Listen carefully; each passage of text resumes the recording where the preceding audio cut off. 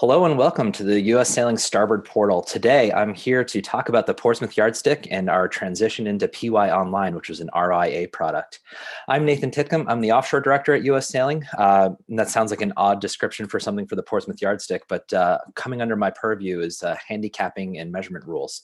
And so this falls pretty strictly under the handicapping, but it's a good opportunity to get mixed fleets out on the water and go sailing.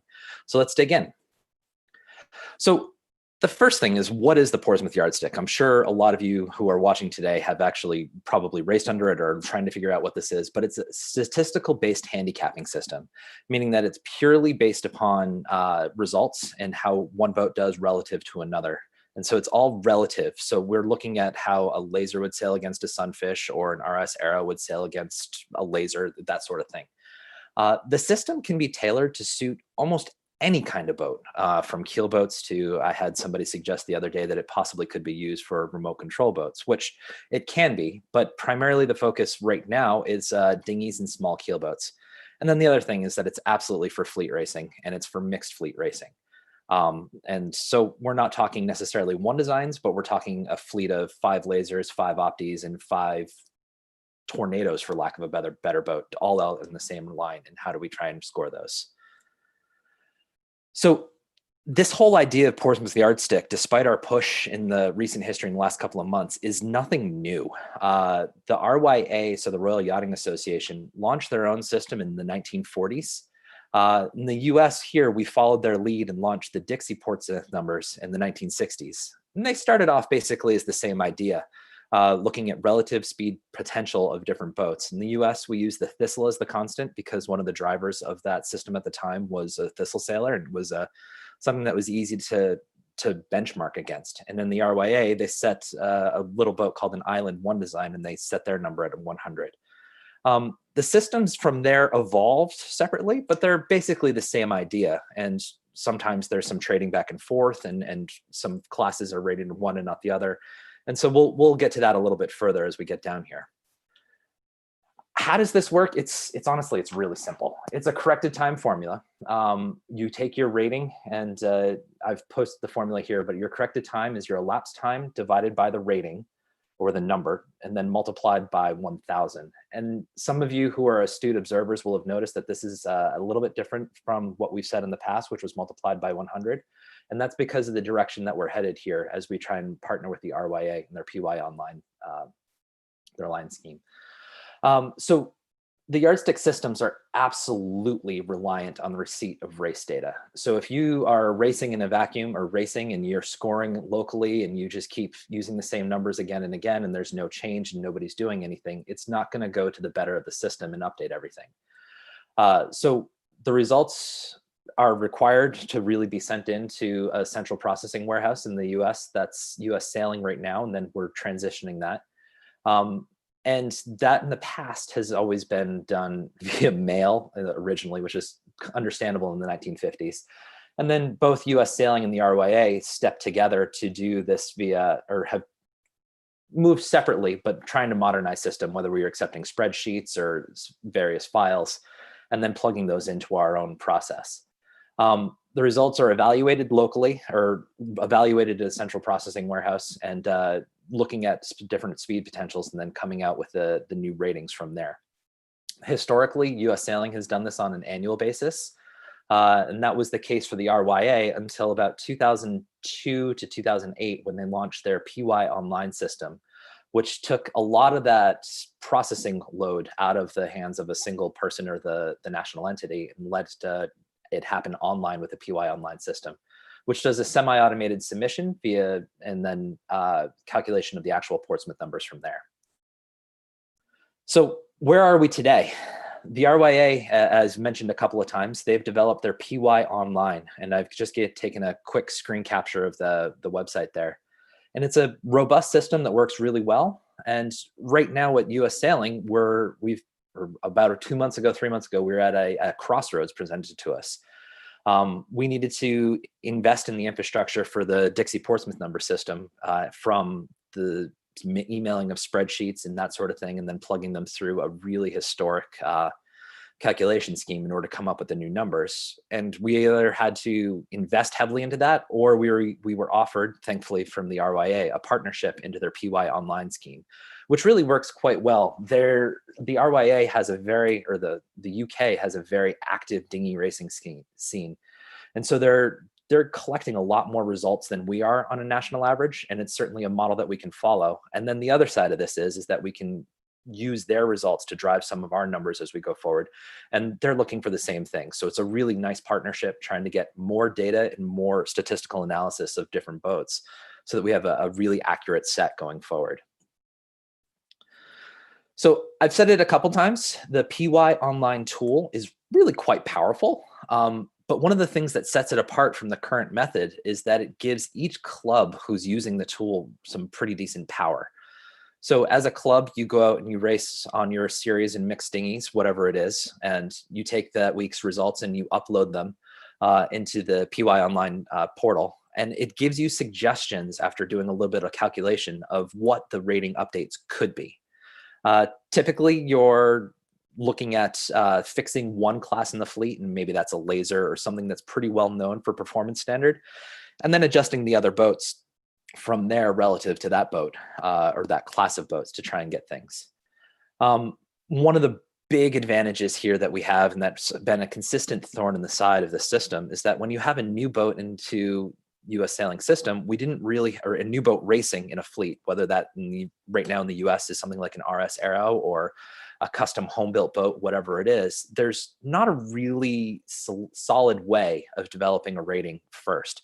It's basically the instructions are, okay, we'll use a stab in the dark, give you something, and then the best way to do it is to go out and sail. But when you're reliant on emailing spreadsheets and then an old historic program to calculate that, it makes it a little bit challenging to get those numbers updated in a timely manner to be adapted to as the boat's sailing. So with the PYOnline tool, you can now get these new updated ratings on almost a race-by-race basis. I wouldn't try and do it from the committee boat by any means, but at the end of the day's racing, you can take it and say, all right, relative to a laser, this boat needs to be adjusted up 50 or down 10 or whatever the case is to be a little bit more equitable. And then by the end of the season, you've got a really good number that you can go and use, and it's defensible, and it goes from there. One of the other cool features of the RYA system here of PYOnline is that it takes the worry from the club handicaptor of being the target. We all know that when somebody makes a change to a rating, whoever's rating changed, if it's not in their benefit, they're going to be pretty upset. Nobody likes to be told that you're sailing faster than your rating and now you have to go work harder to try and keep winning races. And that's always a concern. And so or in the other direction is for those other classes that have consistently beaten a boat, when that boat's rating gets adjusted, it's always a concern as the handicaptor of any blowback that you'll have. So the PYOnline tool gives the rating officer at the local club a decent amount of support with that, giving a signed statement saying, we believe that this is the number, and I'll show you that a little bit further down. And it just helps alleviate some of those pains of being the rating person at the local club. So for the sake of simplicity here, what I've done is just taken a couple of screenshots from the RYA or from the PYOnline, and you can see that RYA logo up in the top corner. This is just a listing of the race results that we see in front of us, and you can go in and take a look at it, do a little bit of editing, flagging, and seeing what it is. But the real meat of this comes down here under the PY reports. So here we are. It's a listing of all the classes that's raced, and whether that's a 29er or a 420 or an albacore, whatever it is. And it says, okay, they've raced this many times and they've had this many showings at that race and what they are. And then it gives you a confidence factor here and then a suggested Portsmouth number. And this is where it takes a local officer to really have an idea of what's happening on the water. Because the thing that you have as a concern is if you have 3 classes of boats and only one person is sailing one of those classes, you don't want them to be helped artificially or penalized artificially because they've either banged the corner and hit the big shift that nobody else got, or they dumped the boat over 6 times and capsized, and they really don't deserve that because they're not sailing well. So you can take these suggested Portsmouth numbers with a grain of salt as you go through. And so just to just to reiterate that, it does take somebody local to just put a set of eyes on what's happening on the race course to make sure that nobody's sandbagging, for lack of a better word. This is what I was talking about with that PY number recommendation. So it's saying that the 2000 class has a suggested PY number of 1121. The last one was 1109. You've got a difference of 13 or however many places there. And it's based upon what we have here. And this is stamped by the RYA. And one of the things that we are working on here is that it would likely be US sailing in this logo here. This is a very new partnership, and the RYA has been very gracious, and we're trying to get things off the ground first. But the final adaptation here is that this will look like a US sailing system with shared data across both systems.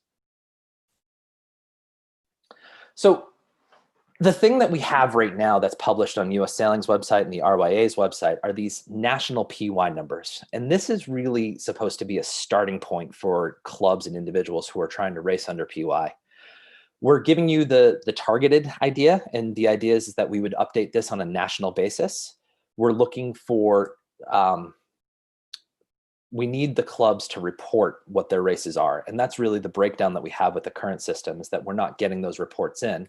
But by moving to PYOnline, those race reports and corrected times and elapsed times are all going to be showing up and give us a good idea of moving forward. So we'll sample nationally and then publish on an annual basis, probably in January, knowing that we have a very northern hemisphere climate, that people aren't necessarily racing in January. And so we can update those numbers once a year and say, hey, it's 2021, guys, let's start off with a new system or new set of numbers, and then adjust your local numbers from that, as the case may be.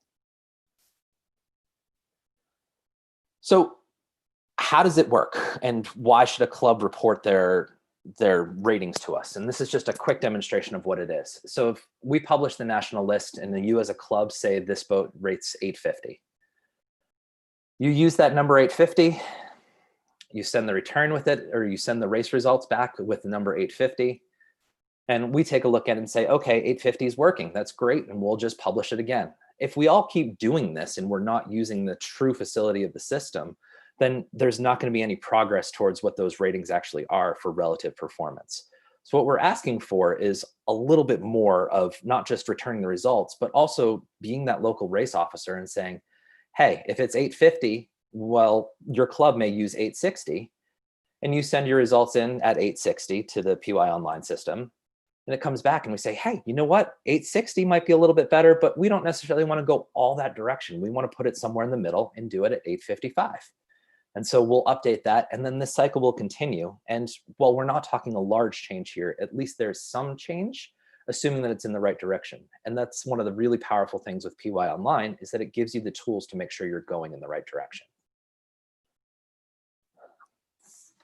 So I've said it a couple of times, the biggest thing here, and I'm going to keep hammering it home, is that we need to get these race results, and we need to put them into a system that makes a lot of sense and that we can observe from a national perspective and a local perspective to know that we're getting those updates.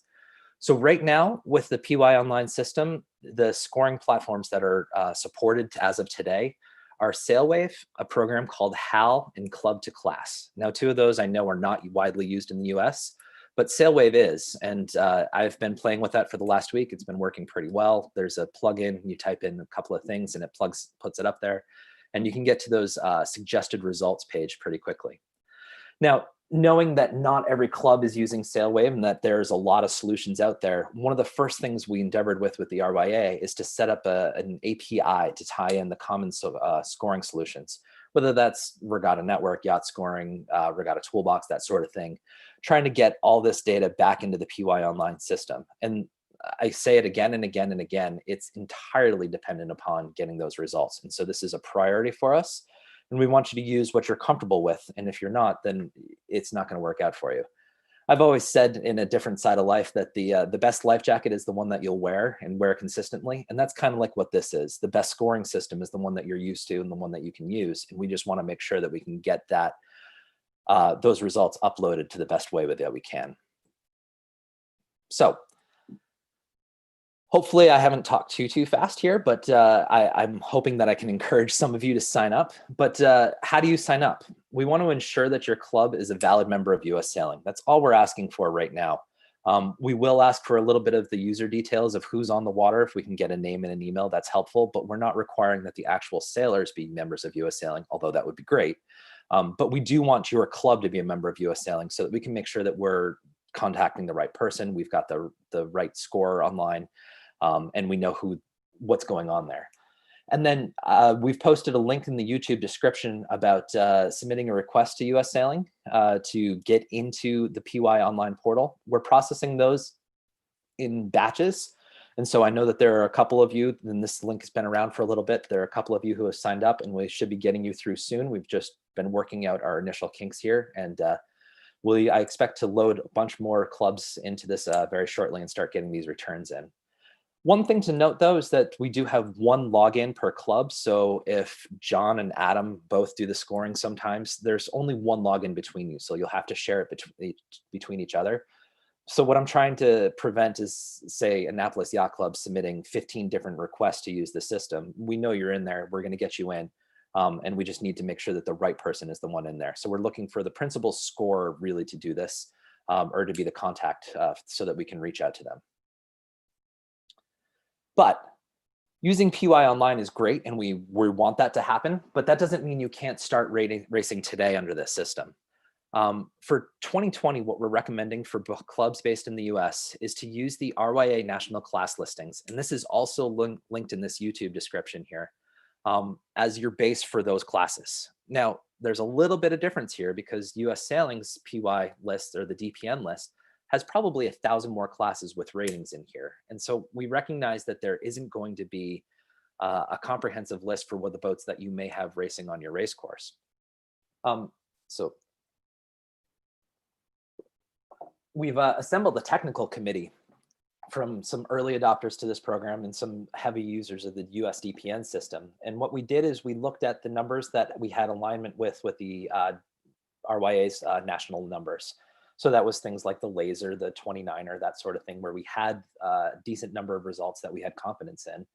And we plotted those out against what the US system was and the RYA system was, and came up with a pretty standard conversion factor of 11.58. So what I'm saying is, if you're racing an O-Day widgeon and you're going to go try and compete under PYOnline, you can't use whatever that number is. You need to convert it into the base 10 number. That's would be, let's say, for instance, 1158 as opposed to 92 point whatever it is. So for that conversion, we say you take the US DPN number and multiply it by 11.58, and you get to the PY number. So I've kind of rushed through here a little bit, but I wanted to open things up for some questions. And I'm sure there's some pretty good meat that we need to get into a little bit further. And so let's go first.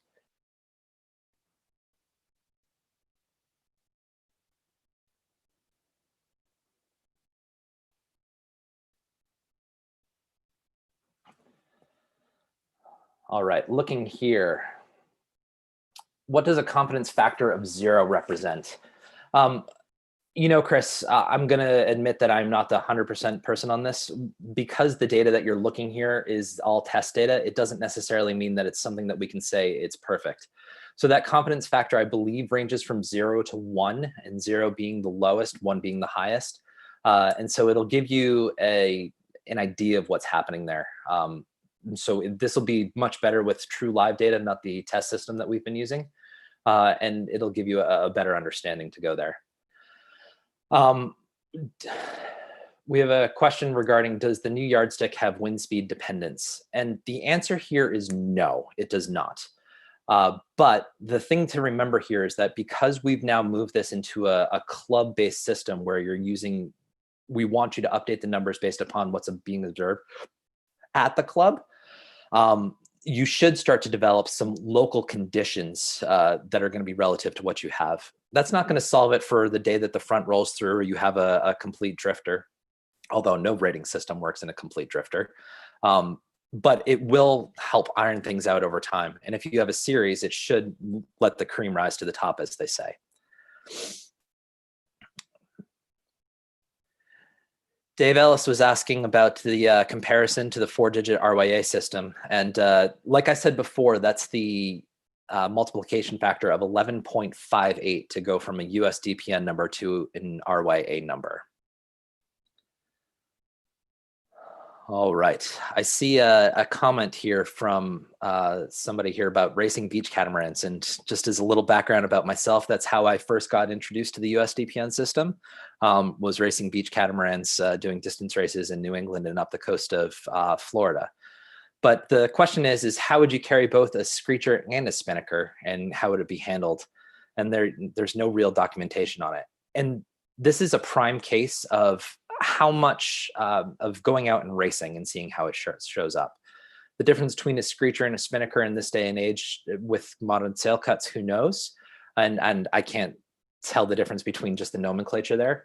But what we can say here is that you go out and race, and if you're carrying both those sails, I think you'll see the numbers be updated and frequently enough to get you to where you're going. That's one thing to note, though, is that not naming the class when you're submitting those results is something that's pretty dependent. And so you need to be careful about how you're denoting this. And there's a place to put it in about what the boat class is, what the kind is, and that sort of thing. And then you can clean that up in the PYOnline system as you go along.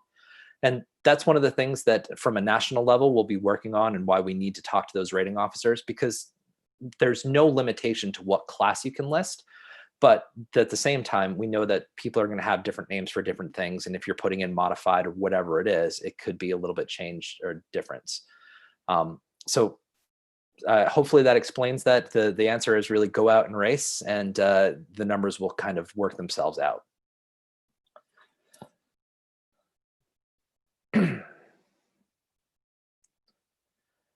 Question about how distance races fit into the system. Because it's looking at relative performance between two different boats, it doesn't really matter if you're racing distance races or if you're racing windward lewards or that case. As long as the boats have relatively the same performance on the same points of sail, it shouldn't matter. It should work out in the end of it. Hopefully that explains that.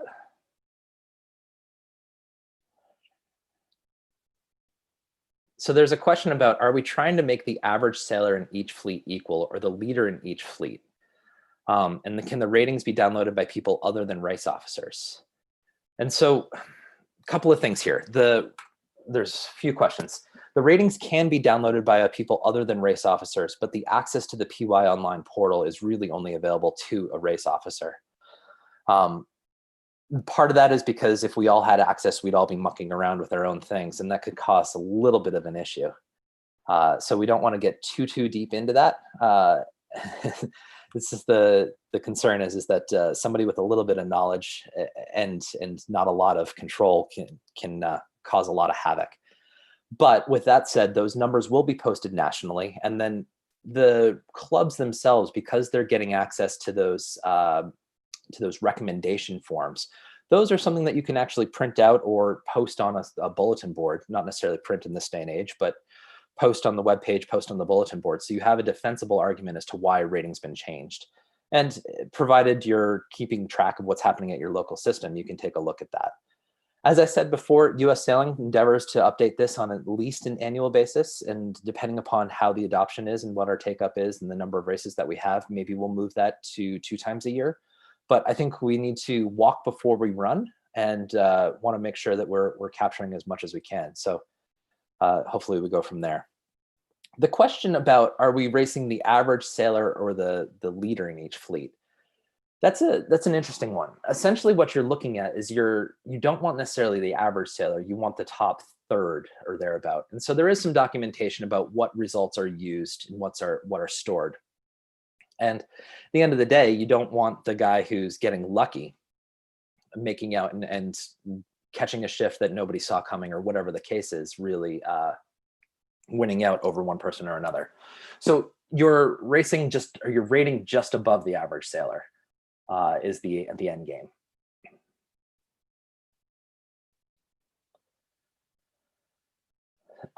Bob Hunkins, does the yardstick still assume equal beating, reaching, and running? This was rarely the case in the past.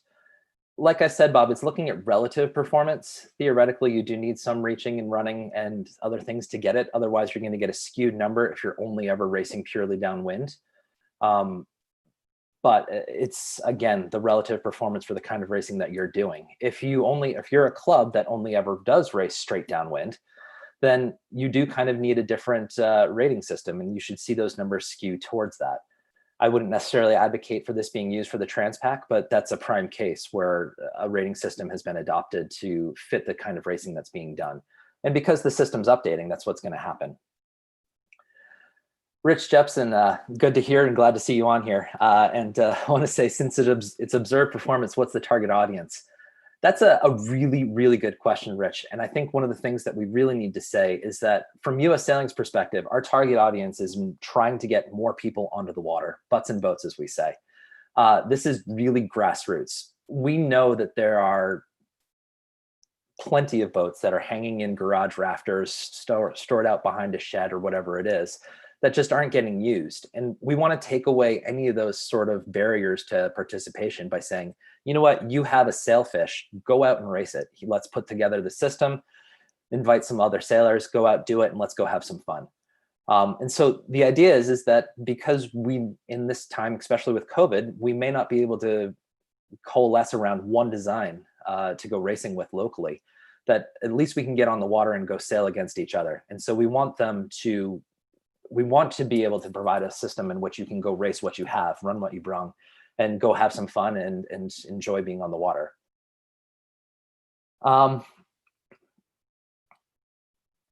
Question about how often would we recommend that clubs change their ratings? And that's a really good question.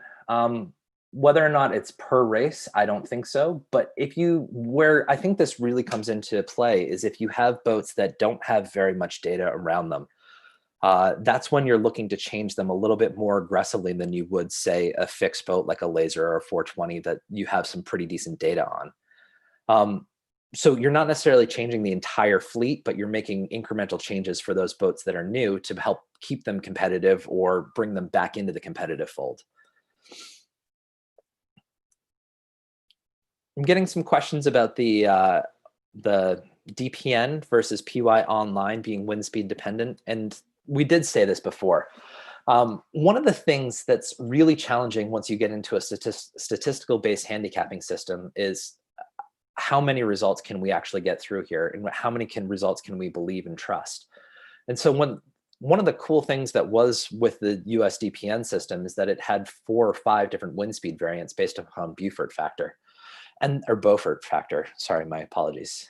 And that's really cool to try and get some relative performance differences between boats that are going to plane at the higher wind speeds and not at the lower wind speeds. But at the end of the day, if you only get one race in planing conditions on a whole season, how well can we really trust those results? And so part of the idea of going to the PYOnline system, where they're not looking at multiple wind speeds, is that you end up with a greater statistical number, so that you can start processing a greater number of results and get better numbers overall to use. And so that's really the way that we're going in that direction. If it turns out that we do get millions of results and we can really base those wind speeds out and get all that information, then perhaps it's time to look at the system again and see if we can go back to a 3 wind speed or a 5 wind speed system if the results can all work out.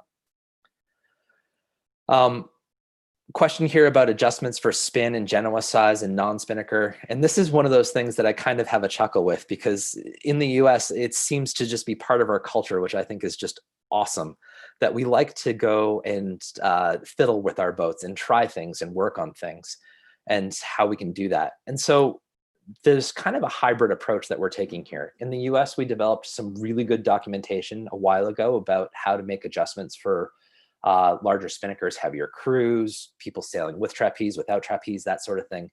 And so the idea here is that we're not going to make any of that data that we've published in the past go away, but we are going to update it so that some of that can be applied to the PYOnline system. But this is all with that giant caveat of, you can do this and go do it, but at the end of the day, you have to believe in that as you race and you get more results based upon your modified boat, then things should really be updated based upon the numbers that you're seeing.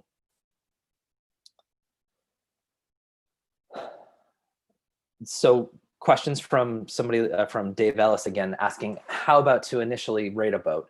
There are some formulas out there, but there's a couple of other resources. If you go poke around that RYA page, and the link that's in the comment or in the description here, the YouTube, is that we have there's the national listings, and those are the numbers that they believe in. But if you go to the root PY page on the RYA website, you'll also find what they're calling, I think it's experimental or low confidence numbers. And in there, you'll find numbers for WETAs and maybe a Raider Turbo and a few other things. And so it gives you an idea that there's a little bit of a way to start with, and that's a good kind of thumb in the air, look at it and see where to go from. So we have a little bit more information in classes that haven't previously raced under PY to start with and start using the system to get new updated numbers.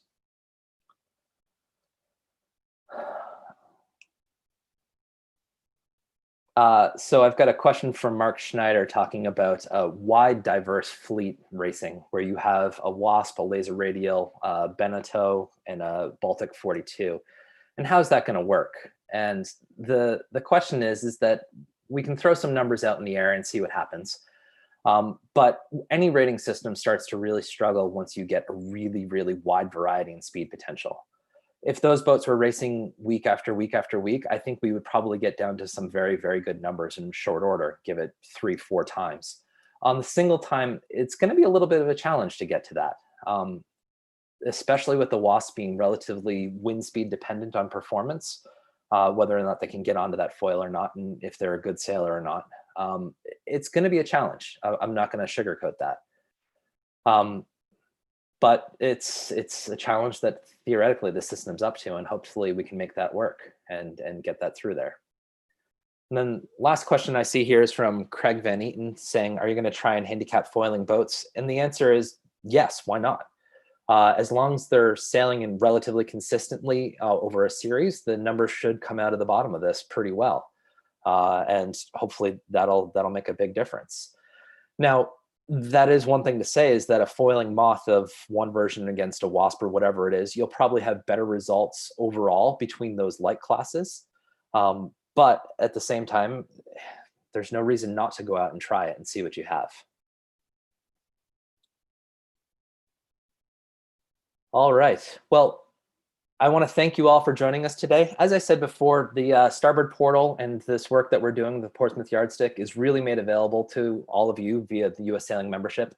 If you're not a member, or if your membership's last, please consider joining again. We'd love to have you back. And to do that, you can visit mem.ussailing.org. Thank you again for your participation. If you have any questions, please feel free to email or call at portsmouth@ussailing.org. or the US Sailing main line, and follow through to the ratings, and you'll get to me. And I'm happy to talk things through and try and get you online and into this. Thanks again for tuning in, and we'll talk to you guys soon.